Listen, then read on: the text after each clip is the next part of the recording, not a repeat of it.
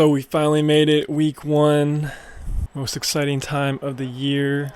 So I'm going to give you my predictions in this video, but before I get started, I just want to ask if any of you watched the North Carolina game last night. What a complete embarrassment, not a shocker at all.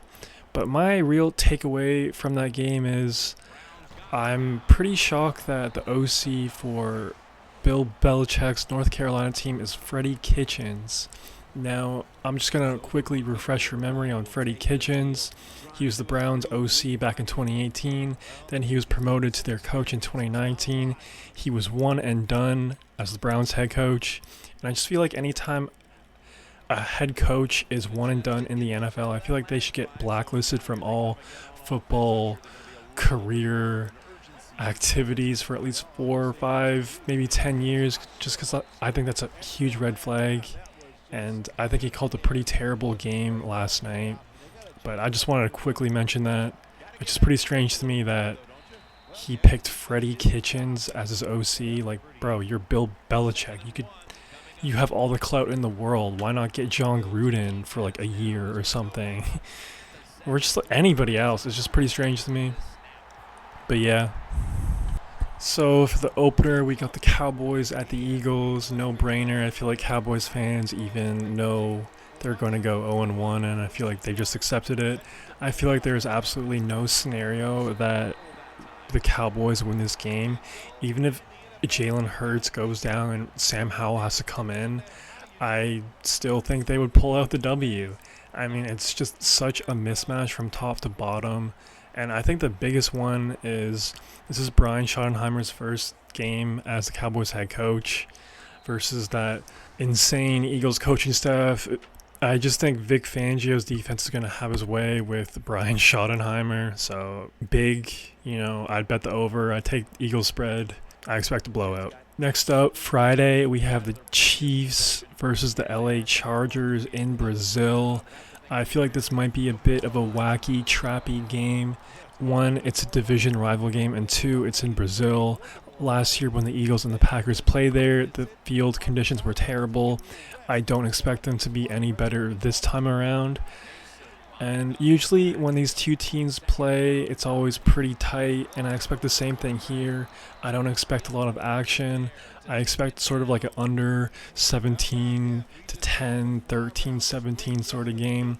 But ultimately, I have the Chiefs taking this one, even though Jim Harbaugh's week one record is 5-1, I believe. So if you believe in the Chargers here, I don't really blame you. Regardless, it's a tight game, but I'm going to go with the Chiefs. Now let's get into the 1 o'clock slate. First up, we got the Buccaneers at Atlanta. Usually when both of these teams meet, usually pretty high scoring, a lot of action. I expect the same thing here. Very curious to see how the Bucs offense looks with their new wide receiver, and if Chris Godwin can return to form. If both of those two things can hit, this might be a lethal offense.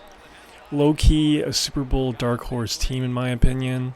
I think this is going to be a very exciting game, but I got the Bucs here. I'd take the over. I'd take Bucs money line.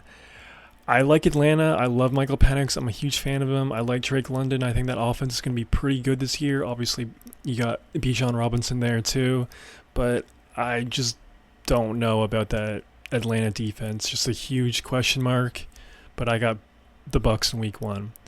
Next up, we got the Steelers and the Jets, revenge game for Aaron Rodgers and Justin Fields. I expect a very low-scoring affair here. Anything is on the table for this game. I could see the Jets winning, but I'm going to go with the Steelers just because of Mike Tomlin, Aaron Glenn's first NFL game. I just think there's a big coaching advantage there. Even though I do think the Jets defense is going to be pretty stellar in this game, I just trust Mike Tomlin and the Steelers a little bit more.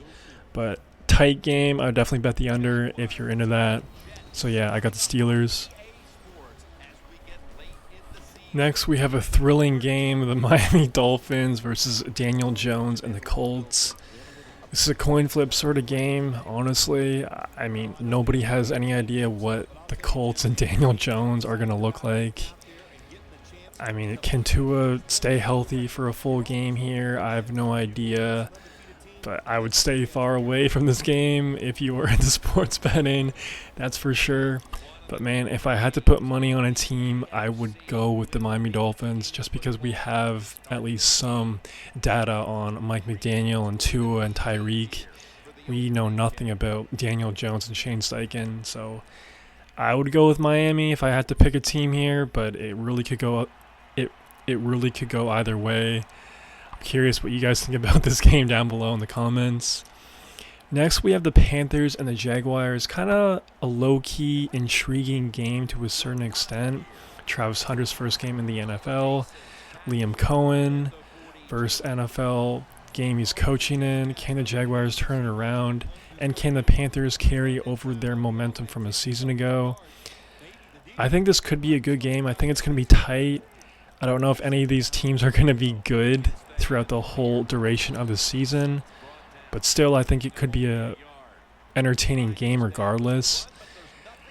I hate to say it, but I think I gotta go the home team here. I don't like the Jaguars. I don't like Trevor Lawrence. I don't like Liam Cohen. But I think I just gotta go the home team here, unfortunately. Now we got the Giants at the Commanders. Very trappy game here. Division rival game, obviously. There's a lot of hype on the Giants for this upcoming season. Will they live up to it? I'm not sure.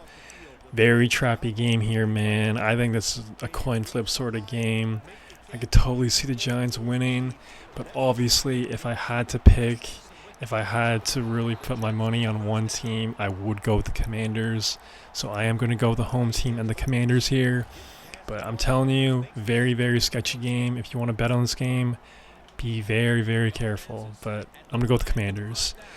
Next, Cardinals at Saints. I'm going with Arizona. Take the spread, take the over. I think Arizona completely dominates them. Really not much to say about this game. I mean, come on, Spencer Rattler. I like Spencer, but that Saints team is probably going to be the worst team in the league. So, yeah, Arizona.